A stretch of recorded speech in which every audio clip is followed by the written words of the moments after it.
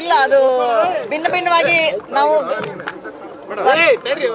ಏನವರು ಕಾರ್ಣಿಕ ಅವರು ನುಡಿದಿದ್ದಾರೆ ಅದನ್ನೇ ಭಕ್ತರು ಅವರು ಅನಲೈಸ್ ಮಾಡ್ಲಿ ಅಂತ. ಯಾಕಂದ್ರೆ ನಾವು ಒಬ್ಬೊಬ್ರು ಒಂಥರ ಅನಲೈಸ್ ಮಾಡ್ತಿದ್ದಾರೆ.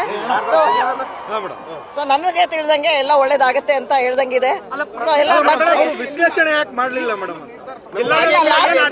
ಹೌದು, ಆದೇಶ ಮಾಡಿದ್ದೆ. ಲಾಸ್ಟ್ ಟೈಮ್ ಏನೇನೋ ಕಾಂಟ್ರವರ್ಸಿ ಆಗಿತ್ತು, ಅವ್ರು ಹೇಳಿದ್ದು ಬೇರೆ ಬೇರೆ ರೀತಿಯಲ್ಲಿ ಹೇಳಿದ್ರು. ಸೊ ಹಾಗಾಗಬಾರ್ದು ಅನ್ನೋದಕ್ಕೆ ನಾವು ಭಕ್ತರಿಗೆ ಬಿಟ್ಟಿದೀವಿ, ಅವರೇ ಅನಲೈಸ್ ಮಾಡ್ತಾರೆ. ವಿಶ್ಲೇಷಣೆ ಏನ್ ಮಾಡ್ತೀರಿ ಮೇಡಮ್? ಮುಂದೆ ಯಾರು ಮಾಡೋರು ಅದನ್ನ ವಿಶ್ಲೇಷಣೆ ಮಾಡೋದೇ ಅಲ್ವಾ? ವಂಶ ಪಾರಂಪರ್ಯವಾಗಿ ಅವರು ವಿಶ್ಲೇಷಣೆ ಮಾಡ್ತಾ ಇದ್ರು. ನಾವು ಕಡಿವಾಣ ಹಾಕಿಲ್ಲ, ನಾವೆಲ್ಲ ಚರ್ಚೆ ಮಾಡಿ ಆಮೇಲೆ ನೀವು ಹೇಳಿ ಅಂತ ಹೇಳಿದೀವಿ. ಯಾಕಂದ್ರೆ ಎಲ್ಲಾನು ಒಂದೊಂದ್ ತರ ಹೇಳೋದು ಬೇಡ, ನೀವು ಕುತ್ಕೊಂಡು ಚರ್ಚೆ ಮಾಡಿ ಆಮೇಲೆ ಹೇಳಿ, ಒಂದೇ ಹೇಳ್ಬೇಕು. ಅದ್ ಬಿಟ್ಬಿಟ್ಟು ಬೇರೆ ಬೇರೆ ಕಾಂಟ್ರವರ್ಷಿಯಲ್ ಸ್ಟೇಟ್ಮೆಂಟ್ ಕೊಡಬಾರ್ದು ಅನ್ನೋದು ಒಂದೇ ಉದ್ದೇಶ. ವಿಶ್ಲೇಷಣೆ ಯಾವಾಗ ಆಗುತ್ತೆ ನೀವು ಹೇಳಿದ ಪ್ರಕಾರ? ಅವ್ರು ನಾವು ಮಾತಾಡ್ತೀವಿ ಅವ್ರ ಜೊತೆ, ಈಗ ಇಲ್ಲ ನಾವು ತಿಳಿಸ್ತೀವಿ ಅವ್ರಿಗೆ. ಏನು ಕುತ್ಕೊಂಡು ಮಾತಾಡಿದ್ಮೇಲೆ ನಾವು ಹೇಳ್ತೀವಿ. ಒಂದು ನಂಬಿಕೆ ಇರುತ್ತೆ ಆಗಿನ ವಾಣಿ ಬಗ್ಗೆ ಹಾಗೆ ವಿಶ್ಲೇಷಣೆ ಆಗ್ಬೇಕು ಅನ್ನೋದು. ಜಿಲ್ಲಾಡಳಿತ ಇಷ್ಟೊಂದು ರಿಸ್ಟ್ರಿಕ್ಷನ್ ಹಾಕಿದ್ರೆ ಭಕ್ತರಿಗೆ ಅದು ಘಾಸಿ ಆಗಲ್ವಾ? ತಮ್ಮ ಇಲ್ಲ, ಬೇರೆ ಭಕ್ತರಿಗೂ ಘಾಸಿ ಆಗಿದೆ, ಬೇರೆ ಬೇರೆ ತರ ಸ್ಟೇಟ್ಮೆಂಟ್ ಕೊಟ್ಟಿರೋದ್ರಿಂದ. ಹಾಗಾಗಿ ಯಾರಿಗೂ ಘಾಸಿ ಆಗ್ಬಾರ್ದು ಅನ್ನೋದೊಂದೇ ಉದ್ದೇಶ.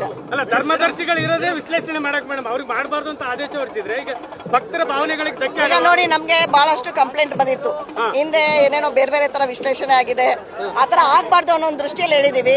ಈಗ ಕುತ್ಕೊಂಡು ಚರ್ಚೆ ಮಾಡ್ಬಿಟ್ಟು ಅವ್ರು ಏನ್ ಹೇಳ್ಬೇಕು ಅನ್ನೋದನ್ನ ನಾವು ಹೇಳ್ತೀವಿ. ನಾವಂದ್ರೆ ನಾವಲ್ಲ, ಅವ್ರ ಜೊತೆ. ಮುನಿಸು ಹೋಗಿದ್ಯಾ ಮೇಡಮ್?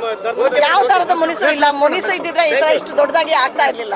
ಎಲ್ಲ ಚೆನ್ನಾಗಾಗುತ್ತೆ, ಒಳ್ಳೇದಾಗುತ್ತೆ.